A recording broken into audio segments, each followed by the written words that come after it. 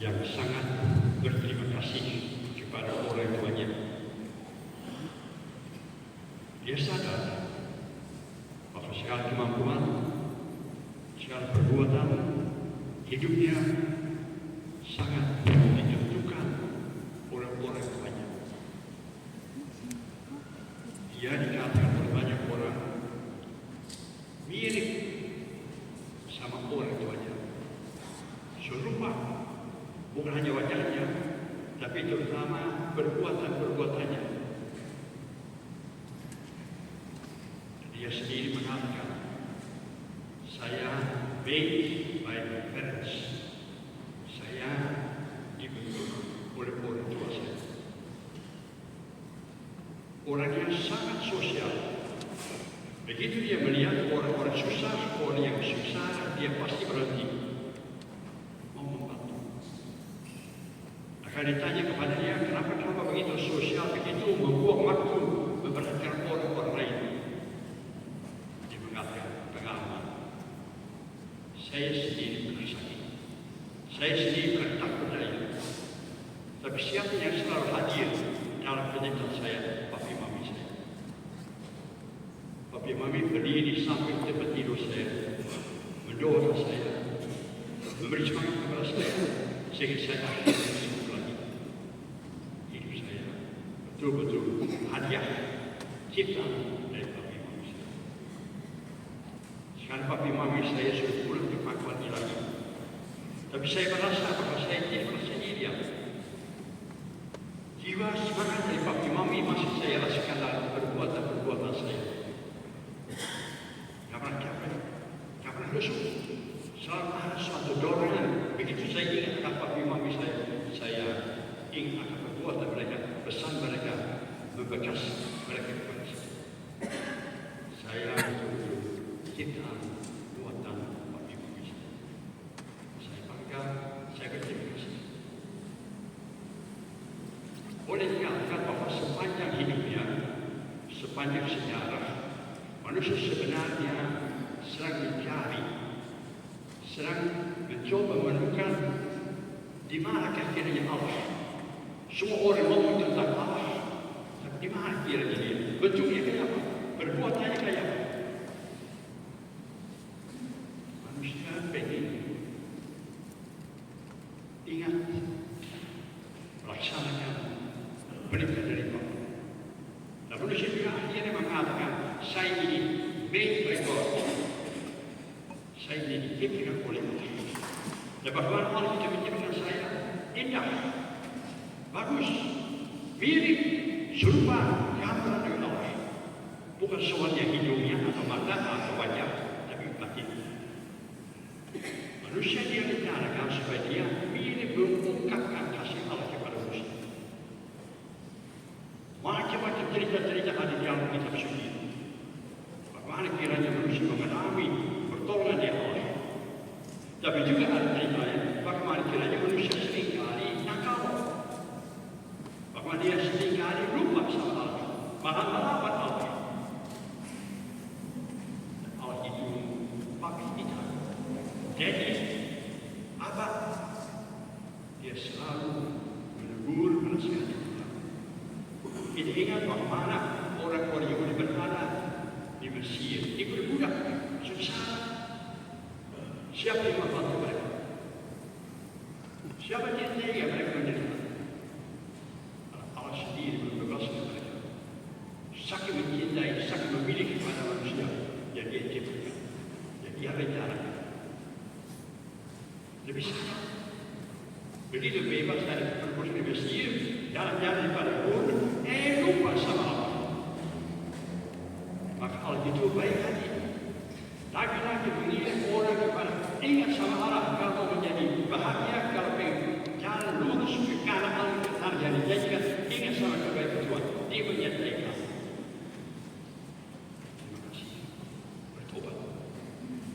Baru mengucapkan kata bertobat, jatuh lagi. Seluruh kitab suci adalah ungkapan kasih Allah kepada manusia.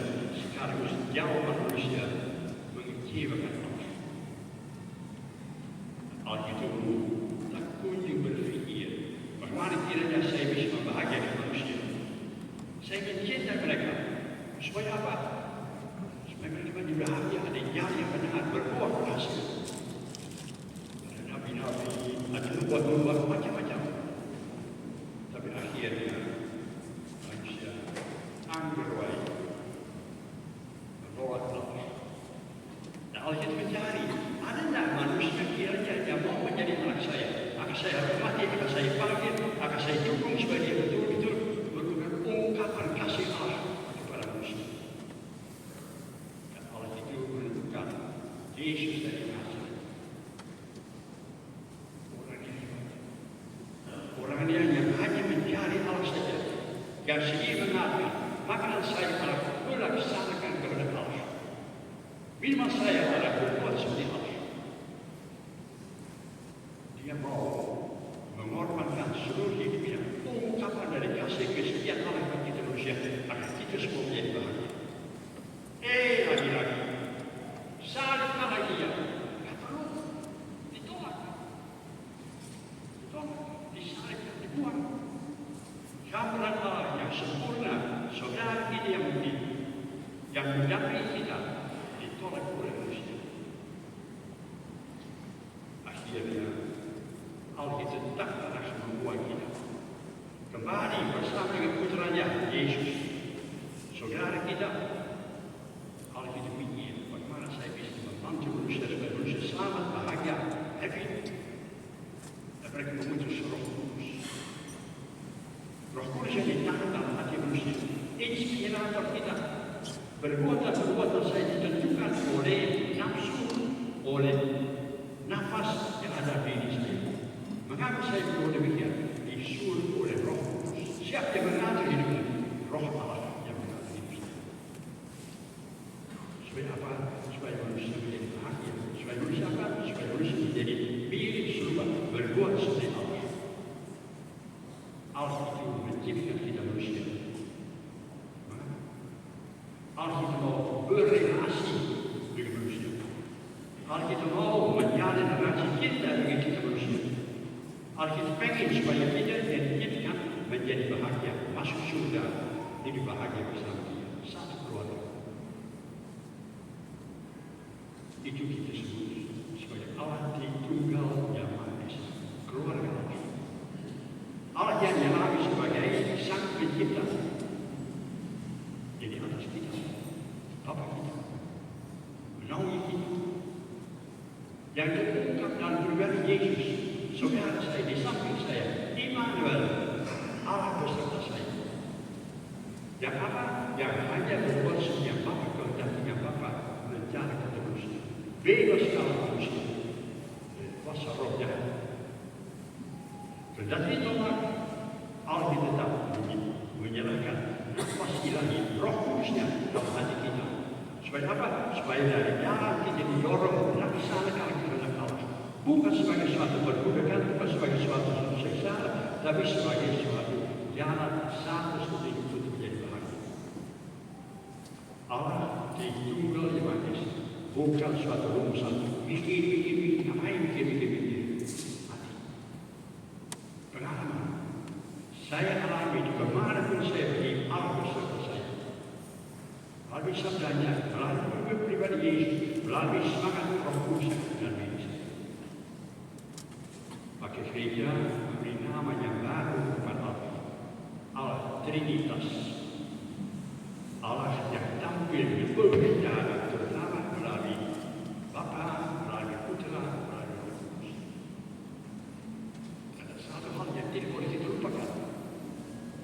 Kau pun diundang menjadi anak kesayangan Tuhan. Kau pun diundang dan diusahakan oleh Allah menjadi bahagia, juga menjadi anak Allah. Jangan suka ngatur hidup sendiri. Jangan. Apalagi jangan suka ikut juga bisikan-bisikan roh jahat. Celaka kalian.